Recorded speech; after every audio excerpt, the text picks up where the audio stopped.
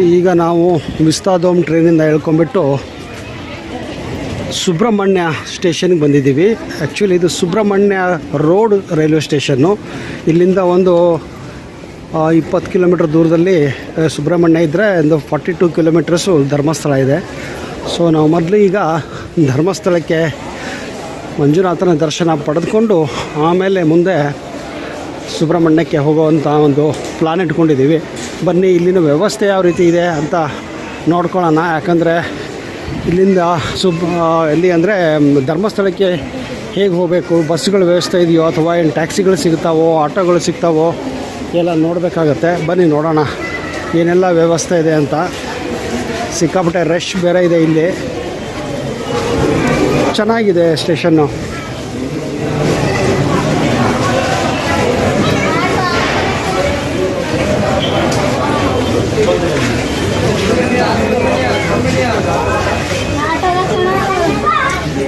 ನೋಡಿ ಇಲ್ಲೆಲ್ಲ ಆಟೋಗಳೆಲ್ಲ ಕಾಣ್ತಾ ಇದ್ದೇವಪ್ಪ, ನೋಡೋಣ.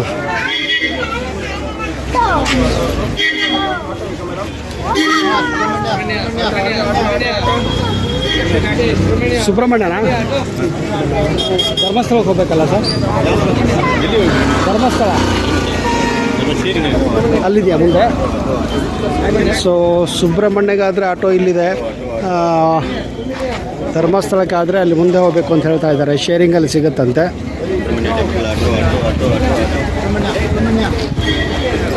ಸೊ ಇಲ್ಲಿ ಸುಬ್ರಹ್ಮಣ್ಯಗೆ ಹೋಗೋರಿದ್ದರೆ ಇಲ್ಲಿ ಆಟೋದಲ್ಲಿ ಹೋಗ್ಬೋದು. ಧರ್ಮಸ್ಥಳಕ್ಕೆ ಹೋಗೋರಿದ್ದರೆ ಅಲ್ಲಿ ಮುಂದೆ ಶೇರಿಂಗಲ್ಲಿದೆ ಅಂತ ನೋಡೋಣ. ಬನ್ನಿ ಹೋಗೋಣ. ಈಗ ನಮಗೆ ಇಲ್ಲಿಂದ ಒಂದು ಟೆಂಪೋ ಟ್ರಾವೆಲರ್ ಸಿಕ್ಕಿದೆ. ಬಸ್ಸು KSRTC ಬಸ್ಸು ಮುಂದ್ಗಡೆ ಹೋಗ್ತಾ ಇದೆ, ಬಟ್ ಅದೆಲ್ಲ ಫುಲ್ಲಾಗಿ ಹೋಗಿತ್ತು. ಸೊ ಇಲ್ಲಿಂದ ನಾವೀಗ ಟೆಂಪೋ ಟ್ರಾವೆಲರಲ್ಲಿ 40 ಕಿಲೋಮೀಟ್ರ್ ದೂರ ಧರ್ಮಸ್ಥಳಕ್ಕೆ ಹೋಗಬೇಕು. ಸೊ ಇಲ್ಲಿಂದ ಕುಕ್ಕೆ ಸುಬ್ರಹ್ಮಣ್ಯ ದೇವಸ್ಥಾನ ಬಂದುಬಿಟ್ಟು 12 ಕಿಲೋಮೀಟ್ರ್ ಇದೆ. ಬಟ್ ಇದು ಧರ್ಮಸ್ಥಳ ನಿಮಗೆ 42 ಕಿಲೋಮೀಟರ್ಸ್ ಅಂತ ಹೇಳಿದ್ದಾರೆ. ನೋಡೋಣ ಎಷ್ಟು ಕಿಲೋಮೀಟ್ರ್ ಇದೆ ಅಂತ. ಈಗ ನಾವು ಧರ್ಮಸ್ಥಳಕ್ಕೆ ಬಂದು ತಲುಪಿದ್ದೀವಿ. ಈಗ ಇಲ್ಲಿ ಬರೆದಿದ್ದಾರೆ ಸಹ್ಯಾದ್ರಿ ಗೆಸ್ಟ್ ಹೌಸ್ ಅಂತ. ಅಲ್ಲಿ ನಾವು ಹೋಗಬೇಕಾಗಿದೆ. ಅಲ್ಲೇ ಬುಕ್ ಮಾಡಿದ್ದೀವಿ ರೂಮನ್ನು. ಬನ್ನಿ ನೋಡೋಣ ಯಾವ ಥರ ರೂಮ್ಸ್ಗಳಿದೆ ಅಂತ. ಇದೇ ದಾರಿ, ಇಲ್ಲೇ ಹೋದರೆ ನಿಮಗೆ KSRTC ಬಸ್ ಸ್ಟ್ಯಾಂಡ್ ಕೂಡ ಸಿಗುತ್ತೆ. ಇಲ್ಲಿ ಮುಂದೆ ಬರೆದಿದ್ದಾರೆ ಮಂಜುನಾಥೇಶ್ವರ ಅನುದಾನಿತ ಪ್ರೌಢಶಾಲೆ ಧರ್ಮಸ್ಥಳ. ಸೊ ದಾರಿಗಳು ಏನೋ ತುಂಬ ಸ್ವಚ್ಛವಾಗಿವೆ, ನೀಟಾಗಿವೆ, ತುಂಬ ಚೆನ್ನಾಗಿವೆ. ಇಲ್ಲಿ ಅಯೋಧ್ಯ ಆತಿಥ್ಯ ಅಂದ್ಬಿಟ್ಟು ಹೋಟೆಲ್ ಇದೆ. ಅನ್ನಪೂರ್ಣೇಶ್ವರಿ ಅಂತ ಇಲ್ಲೂ ಕೂಡ ಹೋಟೆಲ್ ಇದೆ. ಇವೆಲ್ಲ ಗೆಸ್ಟ್ ಹೌಸ್ಗಳು, ಅಂದರೆ ಪ್ರಯಾಣಿಕರಿಗೆ ಮತ್ತು ಭಕ್ತಾದಿಗಳಿಗೆ ಬಂದಾಗ ಉಳ್ಕೊಳ್ಳೋಕ್ಕೆ ಇರುವಂತಹ ಗೆಸ್ಟ್ ಹೌಸ್ಗಳು. ಇದು ಬಂದುಬಿಟ್ಟು ನಿಮಗೆ ರಜತಾದ್ರಿ, ಈ ಕಡೆ ಇರೋದು ಸಹ್ಯಾದ್ರಿ. ನಾವು ಬುಕ್ ಮಾಡಿರೋದೇ ಈ ಸಹ್ಯಾದ್ರಿಯಲ್ಲಿ. ಸೊ ಈಗ ಅಲ್ಲಿ ಸಹ್ಯಾದ್ರಿಗೆ ಹೋಗಿಬಿಟ್ಟು ರೂಮ್ಸ್ಗಳು ಯಾವ ಥರ ಇರುತ್ತೆ, ಏನೇನು ಫೆಸಿಲಿಟೀಸ್ ಇದೆ, ಅದೆಲ್ಲ ನಿಮಗೆ ಒಂದೊಂದೇ ಮಾಹಿತಿ ನಿಮಗೆ ಕೊಡ್ತಾ ಹೋಗ್ತೀನಿ. ಗಾಡಿಗಳಲ್ಲಿ ಬಂದಿದ್ದರೆ ಡೈರೆಕ್ಟ್ ನಾವು ಇಲ್ಲೇ ಎಂಟ್ರಿ ಕೊಡ್ಬೋದಾಗಿತ್ತು.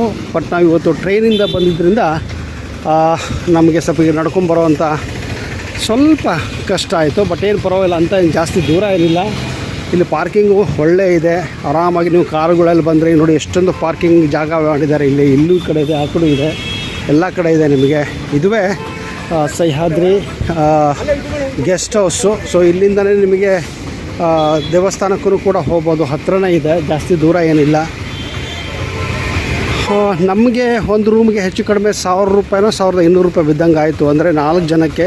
ಅದರಲ್ಲಿ 6 ಜನವರೆಗೂ ಇರ್ಬೋದು ಅಂತ ಆ ಒಂದು ಟಿಕೆಟಲ್ಲಿ ಬರೆದಿದ್ದಾರೆ.